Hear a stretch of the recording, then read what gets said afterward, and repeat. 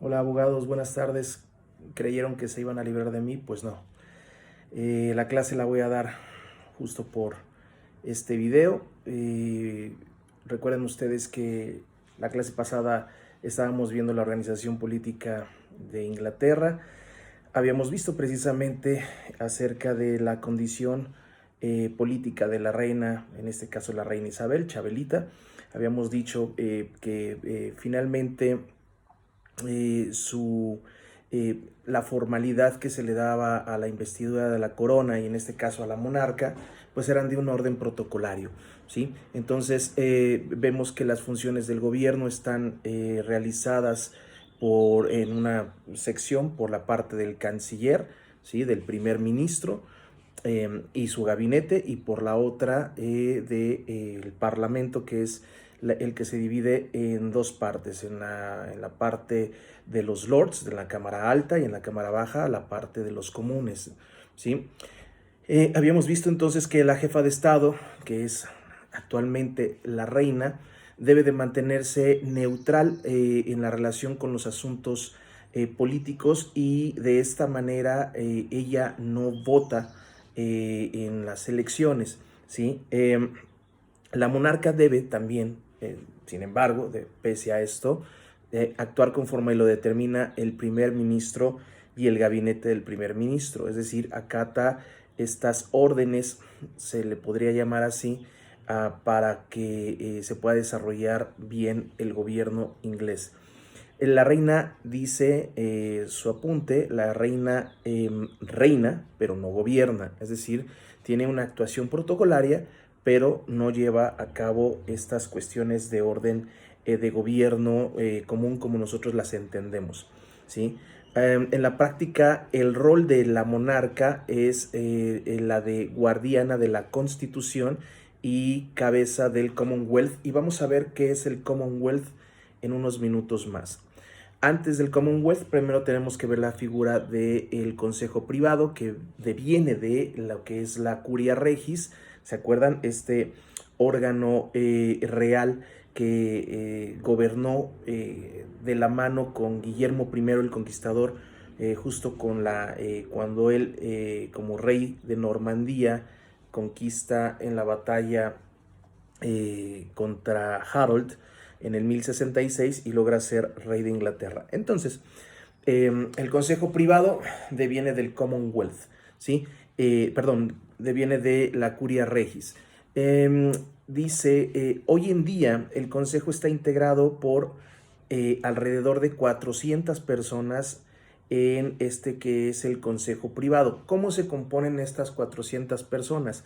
Bueno, primero es los miembros del gabinete, son los que pertenecen a estas 400 personas designadas como el Consejo Privado, ¿sí? Luego hay algunos jueces que también componen este órgano, algunas personalidades, sobre todo que pertenecen a la parte de la Mancomunidad de las Naciones Británicas, es decir, el Commonwealth, y por supuesto, pues algunas personalidades también destacadas de la política. ¿Sí? Así es como se rige. Ahora, ¿qué hace este consejo? Este consejo tiene facultades amplias, ¿sí? Bueno, tenía en un principio facultades amplias, luego se fueron acotando porque el gabinete fue quien fue adoptando estas facultades del consejo privado, ¿sí? Como su nombre lo dice, era un consejo que se reunía en privado con el rey o con la reina, y acordaban cuestiones, pues no de secreto, pero sí que no correspondían al público en general. Hoy en día no es así. Se reúnen este consejo privado únicamente en pleno, es decir, en conjunto todos los 400 personajes se reúnen en cuestiones de orden de celebraciones solemnes, ¿sí? Es decir, por ejemplo, los matrimonios reales o la designación de un nuevo rey, pero regularmente nunca se reúnen todos ellos, ¿sí? El comité judicial del Consejo Privado, dice, adquiere o adquirió una importancia especial en su calidad de órgano jurisdiccional supremo de apelación, y este órgano jurisdiccional lo vamos a ver cuando veamos las figuras judiciales, ¿sí? Ahora sí vamos con la mancomunidad de las naciones británicas llamadas Commonwealth. ¿Se acuerdan ustedes que les había dicho que en un inicio este Commonwealth se originó a partir de la revolución o de la guerra civil con Oliver Cromwell, ¿sí? El Lord Protector? Él es quien crea esta figura del Commonwealth, pero luego se desarrolla de una manera diferente. ¿Qué es el Commonwealth? Lo vamos a entender al día de hoy, es decir, en sus criterios o en su orden moderno y sobre todo contemporáneo, como este grupo, como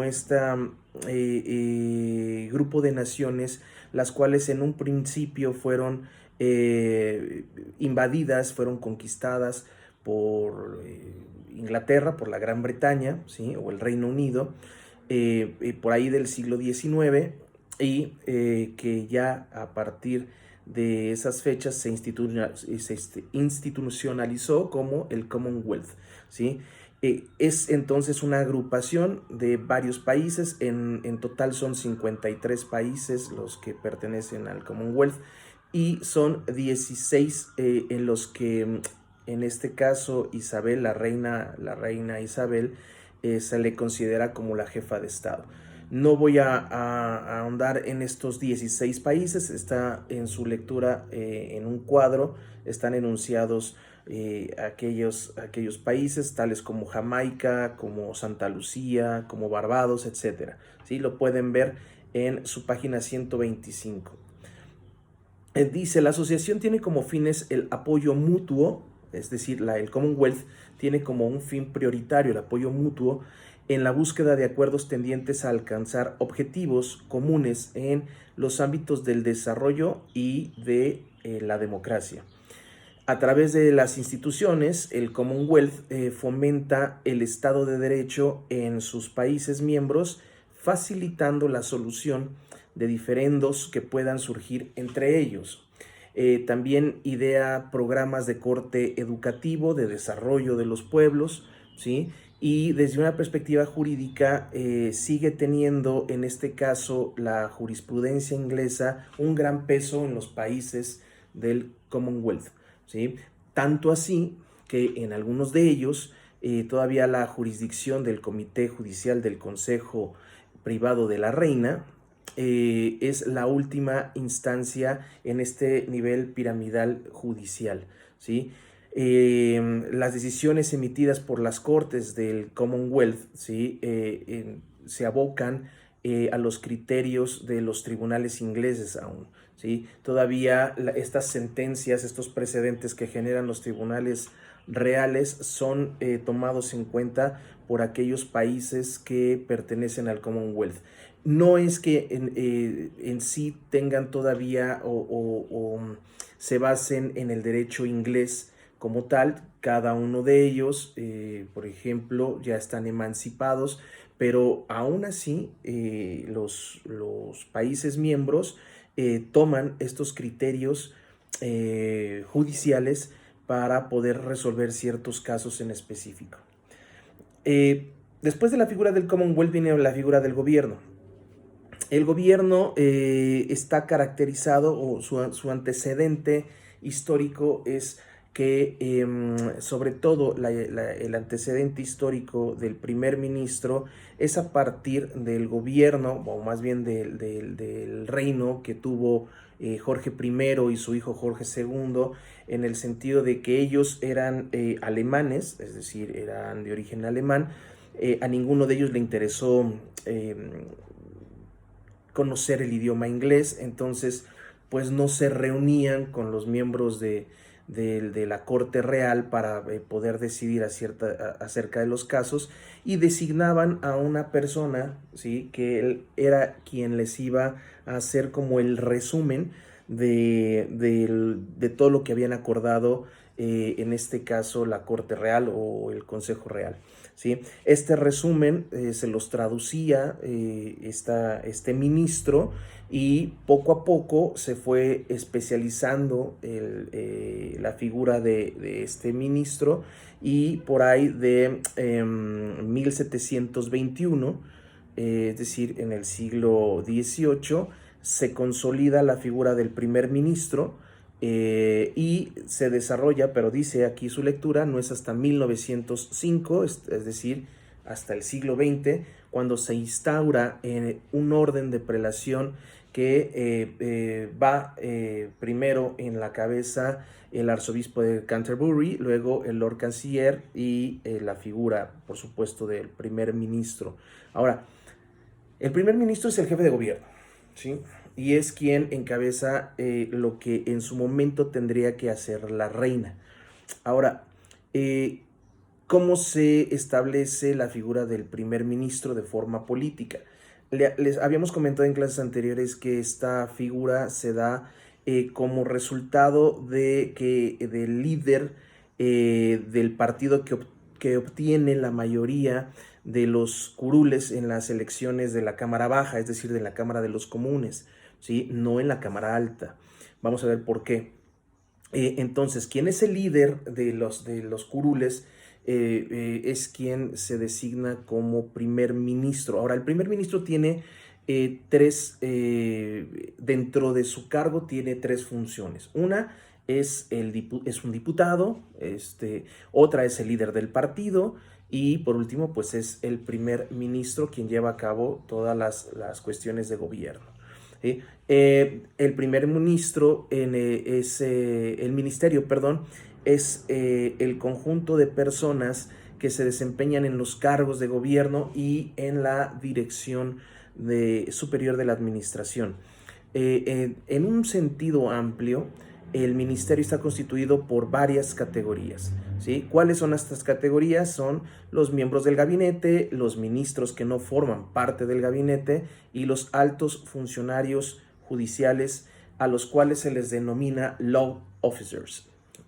Los ministros que integran el gabinete deben, por convención, por costumbre, pertenecer a una de las dos cámaras, la Cámara de los Lords o la Cámara de los Comunes, aunque la mayoría de facto pertenece a la Cámara de los Comunes.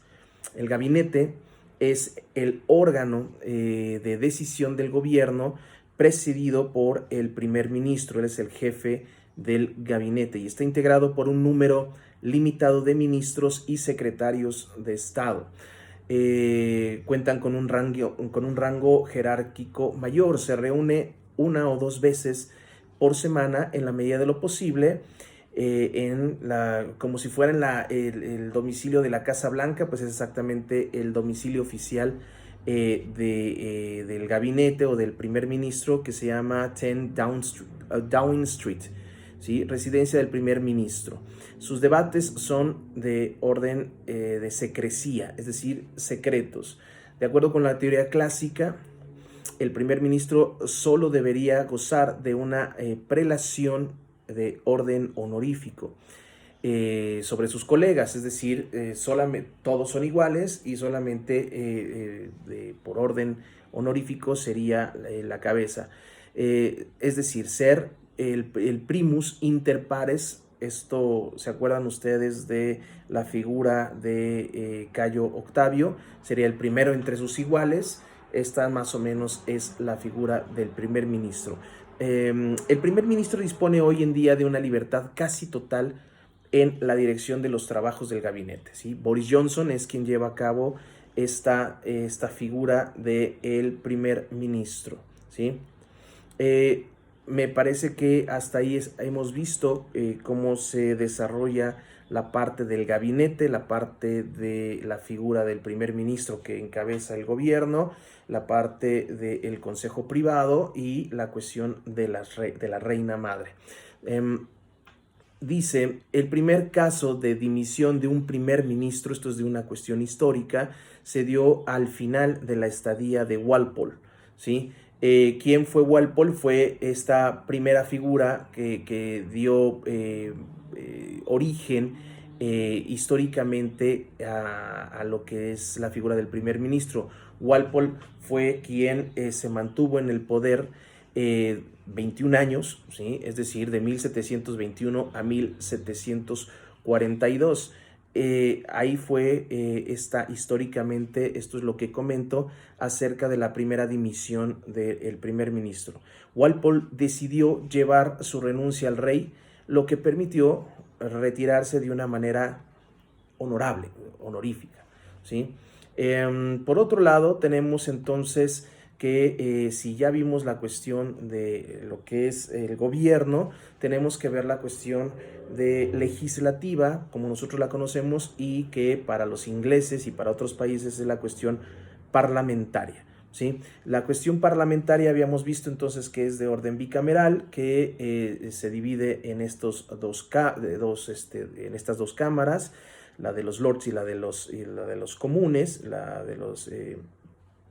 del pueblo, la de que representa al pueblo, pero dicen que los inicios del Parlamento, estoy ahorita en su página 130, los orígenes del Parlamento se ubican en el año de 1265, cuando Simón de Montfort, un poderoso feudatario, señor feudal, en contra de la voluntad de Enrique III, convoca una asamblea que reuniría a los nobles varones y al clero, así como a 2 caballeros por condado y a 2 burgueses por cada ciudad, mereciendo la denominación de padre de la Cámara de los Comunes, ¿sí? Entonces, Simón Montfort, a él se le designó como el padre de la Cámara de los Comunes.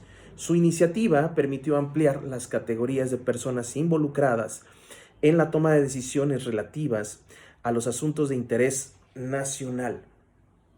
Eduardo I consolidó este procedimiento 30 años después, en 1295, dando origen formalmente al Parlamento modelo, cuando utilizó convocatorias directas y personales para los miembros de la nobleza y el clero por medio de representantes con respecto al pueblo.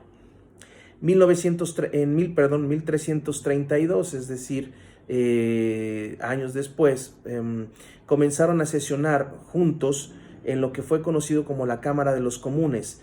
Después de 1341, estos comunes se reunieron separadamente del rey y de los nobles, es decir, su función se emancipó de las cuestiones reales y nobiliarias, es decir, del rey y de los nobles. Con esto se delineó perfectamente bien lo que es el bicameralismo inglés, ¿sí? Es decir, las 2 cámaras. El conflicto entre el soberano y el parlamento siempre ha sido una cuestión de contrapesos, ¿sí? En ese sentido y en ese entonces era apreciable ya para las épocas de estos orígenes. Sin embargo, esto fue aplazado durante el siglo XVI por la dinastía de los Tudor, cuyos monarcas ejercieron el poder de manera absoluta, como lo habíamos visto anteriormente. Como ya se apuntó, esta contienda se produjo el siglo siguiente con el reinado de la dinastía de los Estuardo, quienes intentaron consolidar la potestad real con argumentos ya para entonces muy superados de legitimismo de origen divino, ¿sí? Es decir, ya no era una cuestión legítima de las órdenes de Dios que les confería el poder a los reyes, ya estaba superado eso, y ya tenían que ser cuestiones de orden completamente racional, ¿sí? El predominio parlamentario fue formalizado en el famoso documento que ya habíamos visto, Bill of Rights, de 1689. Poco tiempo después, en 1701, se confirma que la ascensión al trono inglés no deriva de un derecho que Dios le otorga, es decir, de un derecho divino, sino de la voluntad propia del Parlamento, el cual podría establecer las modalidades de transmisión de la corona y los requisitos necesarios para recibir este encargo de la corona. Ya a principios del siglo XIX, el Parlamento ya era un órgano completamente oligárquico debido a su elección y composición, las cuales dependían de unas cuantas personas.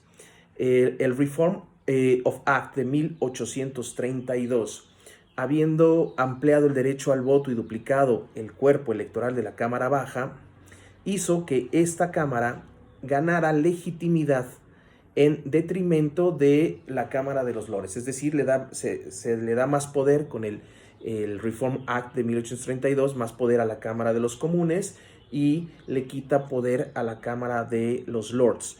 Las reformas de las siguientes décadas continuaron reforzando el papel de la Cámara de los Comunes y del primer ministro.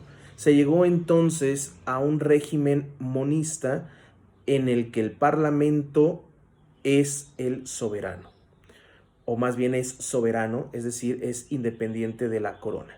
Puede cambiar hasta la Constitución por una simple resolución, ¿sí? No necesita de la decisión de la reina. Se dice que puede hacerlo todo salvo convertir a un hombre en mujer, es decir, se le da mucho poder. El Parlamento abre su periodo ordinario de sesiones en octubre o noviembre regularmente, cuando la reina pronuncia la ya aludida alocución ante las dos cámaras, es decir, se presenta la reina y dice un discurso, ¿sí? Denominado este discurso, el discurso desde el trono. Ella no es, sin embargo, la autora del texto que lee, ¿sí? Ella no lo hace. Quien se encarga de hacerlo, pues obviamente es el primer ministro, ¿sí? Es quien se encarga de hacerlo. Y bueno, el primer ministro y su equipo de trabajo. Ya que en este discurso se enuncian las propuestas y metas a conseguir para el año legislativo al que se está dando apertura, y sirve como una presentación general de las políticas y el programa de trabajo del gobierno que está en turno, ¿sí?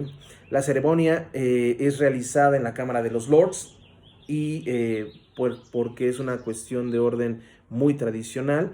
Tradicionalmente el monarca no entra a la Cámara de los Comunes, ¿sí? Esto es algo, les hablaba yo de tradiciones inglesas, y bueno, una de las grandes tradiciones es que la reina no entra a la Cámara de los Comunes.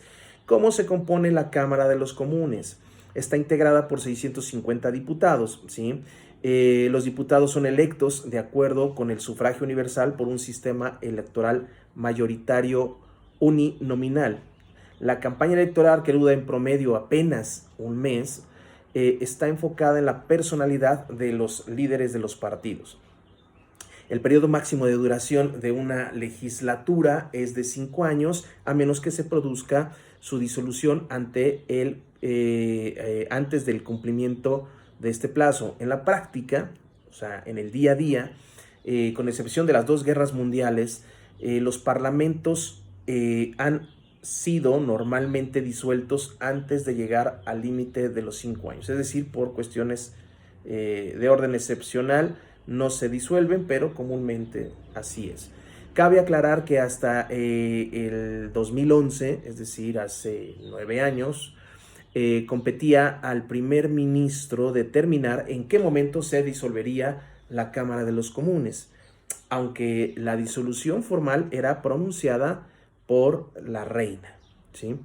En esa decisión el primer ministro estaba guiado por el deseo de confirmar la mayoría de los diputados de la que gozaba, o, en su caso, incrementarla, y por esta razón el momento escogido dependía de las posibilidades de conseguir dicha meta, tal y como lo indicaban las encuestas de opinión acerca de la popularidad de su partido, ¿sí? Bueno, entonces vemos que así es como se conforma el partido de la Cámara de los Comunes. Dice más adelante, la disposición de la Cámara de los Comunes, estoy en la página 133, la disposición de la Cámara de los Comunes merece una mención especial. Contrariamente a la mayoría de las asambleas legislativas del mundo, ¿sí? o sea, que es diferente. Esta cámara, esta disposición no tiene una forma de hemiciclo, ¿sí? Sino que es rectangular. No es una cuestión redonda, ¿no? No sé si han visto cómo está conformada la Cámara de los Diputados y la de los senadores, que es hacia abajo, es redonda, están los curules, ¿sí? Y llega a una plataforma, ¿no? A una base. En este caso es de orden rectangular, ¿sí? Propiciando así un efecto de antagonismo entre el partido gobernante, que se pone de este lado, y los partidos contrarios, que se ponen del otro lado, ya que los dos grupos, dice, se encuentran físicamente frente a frente, ¿sí? No es una cuestión en donde estén apilados, o de donde vayan bajando, sino que es una cuestión en donde se encuentran, y ahí es un símbolo, si ustedes quieren, de una dialéctica parlamentaria. Dice: el primer ministro y los miembros del gabinete se encuentran situados en las primeras filas de la sección del gobierno de Su Majestad, y el jefe del segundo partido en número de curules, también diputado y un personaje oficial que recibe el título de líder de la oposición de Su Majestad, se encuentra ubicado frente a ellos, completamente o directamente frente a ellos.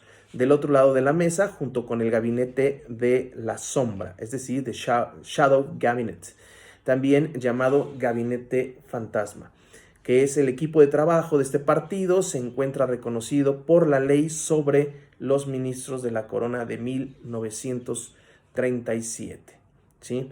Así es como se compone el grosso modo lo que es el gabinete, la Cámara de los Comunes, es decir, la primera Cámara, y con esto continuamos rápidamente con la Cámara de los Lords para ya cerrar este tema, ¿sí? La Cámara de los Lords, o la de los Lores, ¿sí? Estoy en la página 136. Dice: en un principio la Cámara de los Lores disponía de un poder legislativo idéntico al de la Cámara de los Comunes, es decir, tenía el mismo poder. Sus integrantes eran grandes terratenientes, ¿sí? Cuya influencia en la elección de los comunes era notoria. Como existían importantes fluctuaciones de población, ya que las ciudades se llenaban o vaciaban de acuerdo con el desarrollo comercial y las consecuentes ofertas de empleo. Esto a principios del siglo XIX y como consecuencia, por supuesto, de las revoluciones industriales.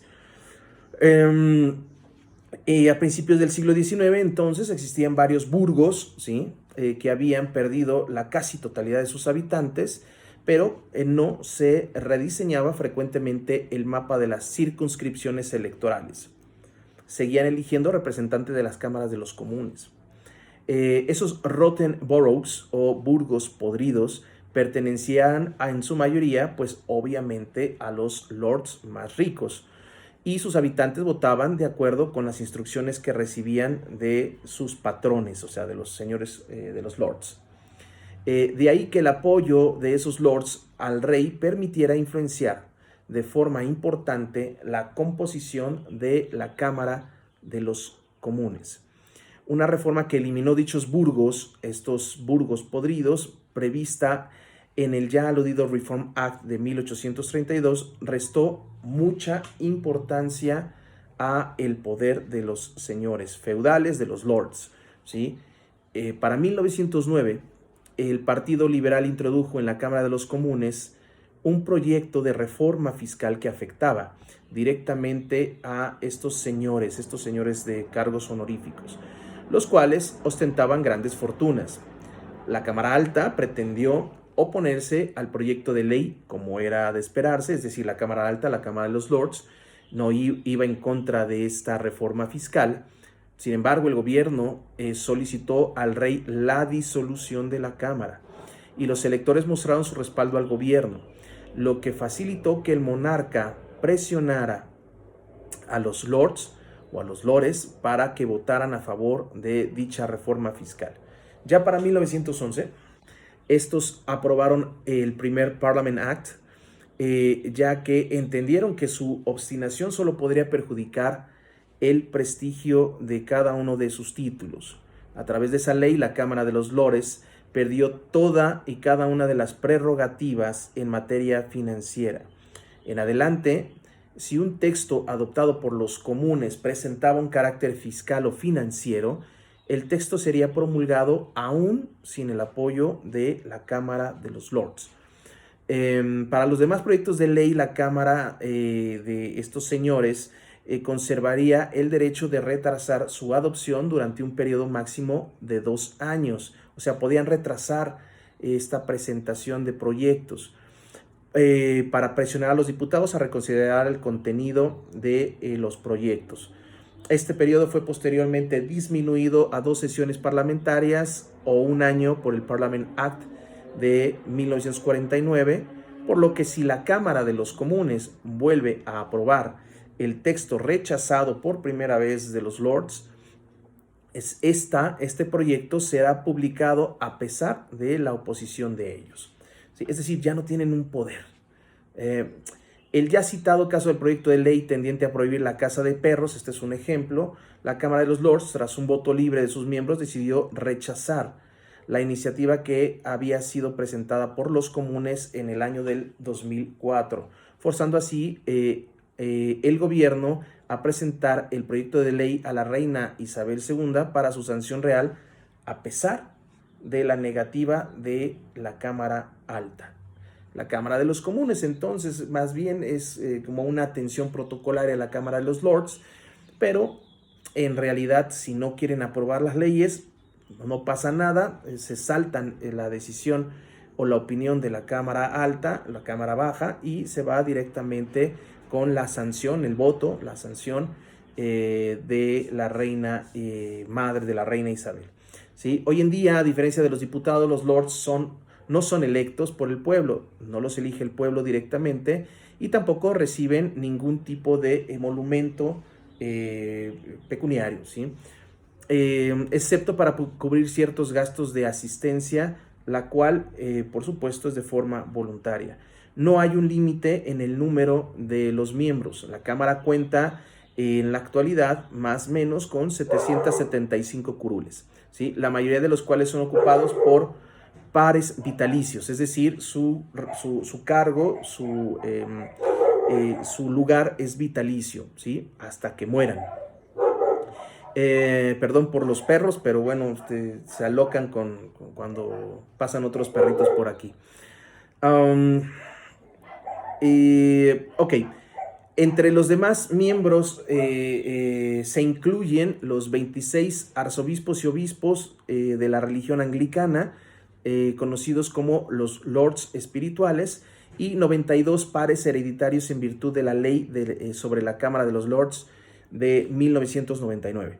Hasta esa fecha, todos los lores heredaban su curul, pasaban de uno a otro, ¿sí? Pero la mencionada ley redujo drásticamente el número de los lores hereditarios y se logró un consenso entre los partidos políticos para que 75 de ellos, electos por sus pares, mantuvieran un escaño heredable, así como 15 que ocupan una función en la Cámara y 2 que tienen nombramientos reales. El representante, en este caso, el representante de la reina en el Parlamento y el responsable de las ceremonias, tales como la apertura oficial de la que hablamos, de los trabajos del Parlamento, ¿sí? Hasta aquí me parece que es lo más importante y característico de la Cámara, de las dos cámaras, ¿sí?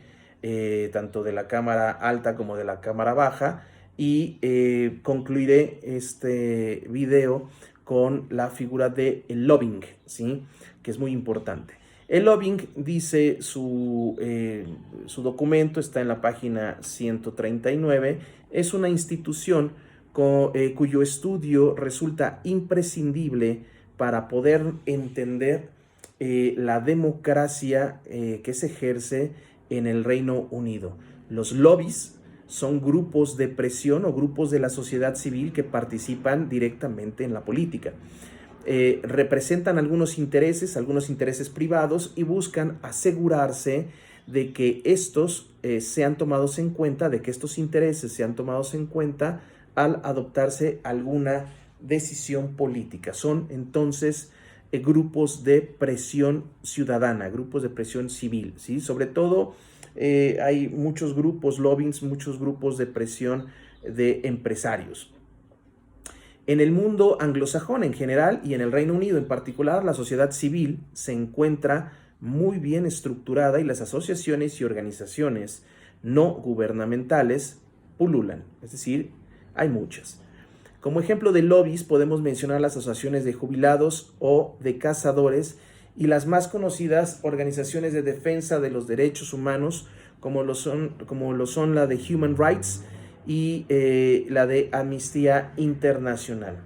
Cuando el gobierno pretende modificar un marco normativo que afecta directamente ciertos intereses definidos por estos grupos de la sociedad, para limitarlo, expandirlo, los invita el gobierno a ellos y a sus representantes a presentar su punto de vista durante el proceso legislativo, a efecto de que se vean reflejadas sus inquietudes en el documento final. Esto mismo sucede cuando lo que se pretende es adoptar un cambio en materia de políticas públicas que tengan repercusiones sobre todo al interior del país o de manera internacional, ¿sí? Por otro lado, cabe mencionar que esta figura, el lobismo, ¿sí? Puede ser llevado a cabo también con fines meramente económicos, lo que les acabo de decir.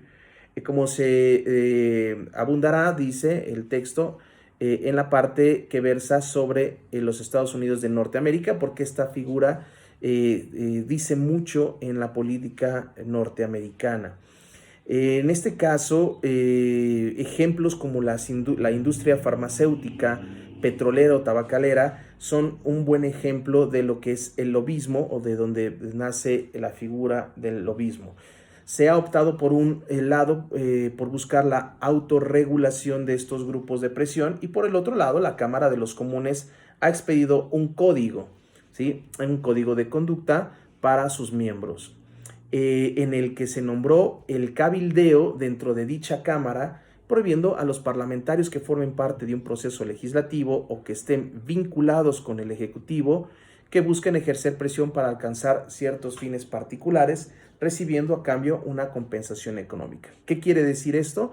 Que está prohibido por miembros directamente del Parlamento, del gobierno, que lleven a cabo una cuestión de lobismo o que se entreguen a estos grupos de presión por dádivas económicas, ¿no? Para cerrar, en el 2009 el Comité Electo de la Cámara de los Comunes sobre la Administración Pública realizó un estudio, o sea, apenas tiene igual 11 años, realizó un estudio y publicó un informe sobre la actividad de lo que es la figura del lobbying en el Reino Unido y los esfuerzos desplegados por los lobistas para autorregular su actividad. El informe reconocía la relevancia y la legitimidad del cabildeo como parte del proceso democrático, es decir, el lobbying para ellos es tan importante que es parte del proceso democrático, ¿sí? Por un lado está el gabinete, por el otro lado está el parlamento, ¿sí? Que son los contrapesos y obviamente Cámara de Comunes, la Cámara Alta, pero también hay una figura civil que es el lobbying, ¿sí? Dice, el informe reconocía la relevancia y legitimidad del cabildeo, ¿sí? Pero recomendaba el registro de los individuos que lo llevan a cabo. Ya para el 2014, es decir, hace 6 años, se adoptó y promulgó el Transparency of Lobbying Non-Party Campaigning on Trade Union Administration Act, que crea un registro público nacional de lobistas que deberán declarar si se han adherido o no a un código de conducta y, por supuesto, divulgar el nombre de todos sus clientes. Hasta ahí me parece que es el bloque político, la cuestión política de Inglaterra, que vuelvo a reiterarles, es de suma importancia para lo que vamos a ver el próximo viernes, que ya es la estructura judicial y que es más o menos lo que a nosotros nos corresponde como estudiosos del derecho, tratar de analizar esta figura judicial y poderla comparar sobre todo con una figura judicial, por ejemplo, lo que ustedes hicieron acerca de la comparación, el cuadro comparativo entre el sistema acusatorio y el sistema inquisitorio. Hasta ahí es mi participación, les agradezco mucho que vean este video y que entonces lleven a cabo también una lectura de su texto, del PDF, y nos vemos el próximo viernes. Adiós.